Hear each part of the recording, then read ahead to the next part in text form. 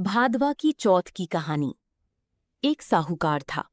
उसकी बहू बर्तन मांजने के बाद पानी ढोलने जाती तो पड़ोसन पूछती, काम निपट गया? वो कहती हाँ। पड़ोसन पूछती, क्या खाया? वो कहती, बासी कूसी खाया। सास रोज सुनती, उसे गुस्सा आता। एक दिन उसने अपने लड़के को सब बात कही। लड़के ने अपनी पत्नी से कहा, आज मेहमान आएंगे, खूब अच्छे अच्छे खाने बनाना। खाना बन गया तब साहूकार की बहू बोली, मेहमानों को बुला लो। तो लड़के ने कहा, अपनी सबकी थाली एक साथ लगा लो, अपन ही मेहमान है।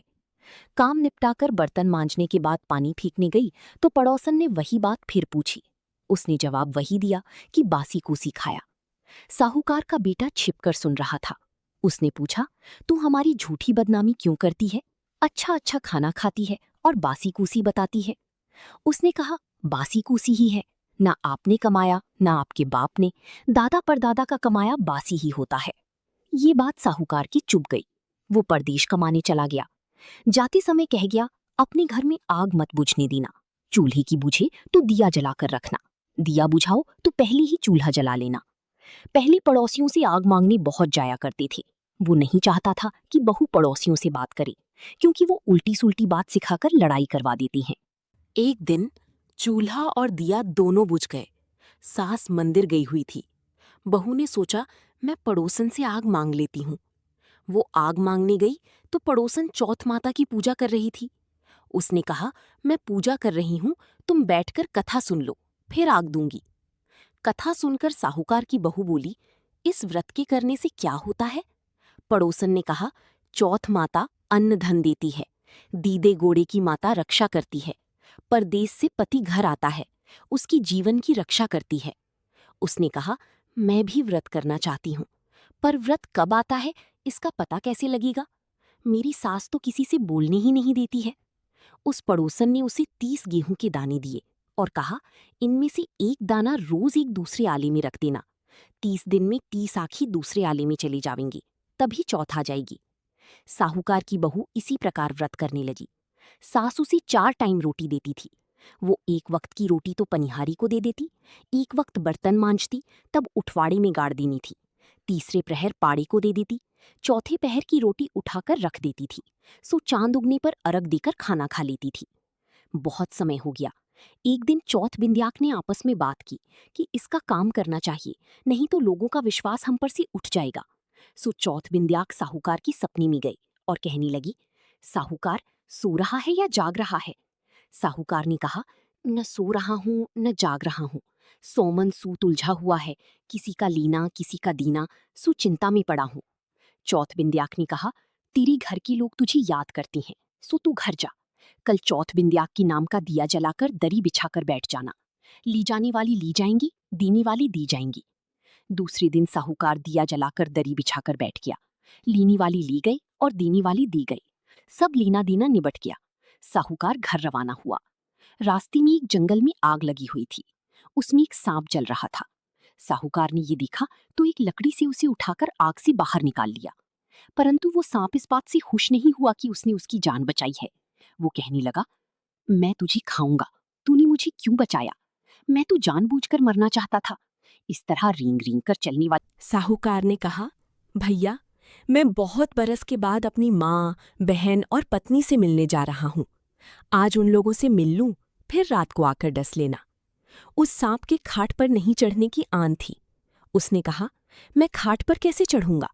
साहूकार ने कहा, मैं अपनी पत्नी की साड़ी की आटी लटका दूंगा, उसके सहारे चढ़ जाना। सांप ने कहा, ठीक है। साहूकार घर आया, अपनी माँ, बहन और पत्नी से मिला। मन में वो बहुत दुखी था, क्योंकि सांप आज ही रात उसे खा जाने वाला था। उसने पत्नी से कहा, अपने छत वाले कमरे की सीढ़ियों में से एक पर तुम बालू रेत बिछा देना, एक पर पानों की गड्डियां रख देना, एक पर फूल बिछा देना, एक पर इत्र फुलील छिड़क देना, एक पर केसर कीवड़ा रख देना, एक पर कच्चा दूध रख देना व एक ऊपर वाली सौढ़ी पर नमक रख देना। रात को सांप आया, खूब बालू रेत में लोटा, खूब पानों की गड्डियां में लोटा, खूब पानों की गड्डियां में लोटा, खूब फूलों में लोटा, खूब ईतर फुलेल सूंघा, खूब केसर केवड़ा सूंघा, खूब खुश होकर दूध पिया। ये सभी चीजें सांप को बहुत पसंद होती हैं। फिर कहने लगा, साहूकार तूने मुझे सुख तो खूब दिया, पर मैं वचनों से बंधा आया हूं, सो तुझे डसूंगा जरूर। आखिरी सीढ़ी पर चढ़ते ही उसके मुंह में नमक चला गया। सांप कहने लगा, अरे पापी, मुझे नमक खिलाकर नमक हरामी बनाएगा, पर मैं तो वचनों से बंधा आया हूं, सो डसूंगा जरूर। चौथ बिंदायक ने आपस में तय किया कि तू ढाल बन जा, मैं तलवार बन जाऊं और इस दुष्ट को काट दें। उन्होंने ऐसा ही किया, पर सांप की जीभ उछलकर जूती में बैठ गई और उसने तय किया कि जब साहूकार जूती पहनेगा तब काट लूंगी। साहूकार की बहू कीड़ी नगरा सींचती थी, सो चींटियां जीभ को घसीटकर बिल में ले गईं। ये सब बात साहूकार लेटा लेटा देख रहा था। उसे नींद नहीं आ रही थी। उसने अपनी पत्नी को जगाया, उठ, अब चौपड़ पासे खेलेंगे, हमारा दुश्मन मारा गया। सुबह बहन ने कहा, माँ, भाई भाभी को जगा दूं, अब तक नहीं उठे। माँ ने कहा, जगा दे। बहन जगाने जाने लगी तो सीढ़ियों में खून देखकर चिल्लाने लगी, माँ, भाई भाभी को तो कोई मार गया दिखता है, सीढ़ियों में तो खून ही खून है।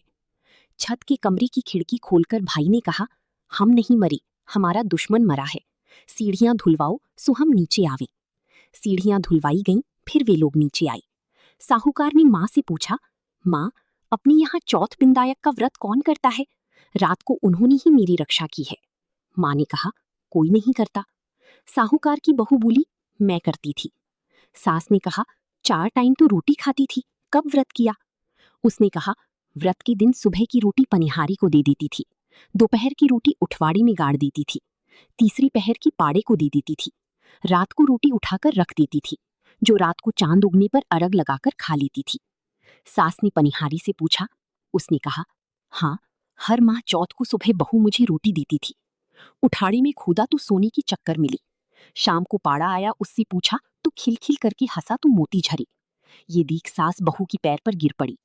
ही बहू, आज तू व्रत ना करती होती तो मेरा तू बेटा मर ही जाता। बहू सास की पैरों में गिर पड़ी और कहने लगी, सास जी, पैर आप मत पड़ो, पैर तो मैं ही पड़ूंगी। चीलियों का पानी मंगरियों नहीं जाता, मंगरियों का पानी ही चीलियों जाता है। फिर सास भी व्रत करने लगी। ही चौथ माता, कहानी कहने सुनने वाली सबकी रक्षा करना।